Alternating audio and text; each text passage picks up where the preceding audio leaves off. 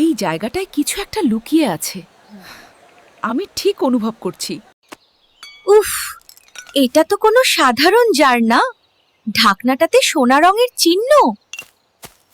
Ricky, এই জারটা নিয়ে খেলার জিনিস না, ভেতরে কিছু লুকানো আছে, সাবধানে খুলতে হবে। টিলি, আমি তোমার বিস্কুট খেয়ে ফেলেছিলাম, তখন না বলার সাহস পাইনি। দেখো, সত্য বলার সঙ্গে সঙ্গে জারটা খুলে গেল। তোমরা সত্য বলেছ, তাই আমি মুক্ত। এই পুরস্কার তোমাদের বন্ধুত্বের জন্য।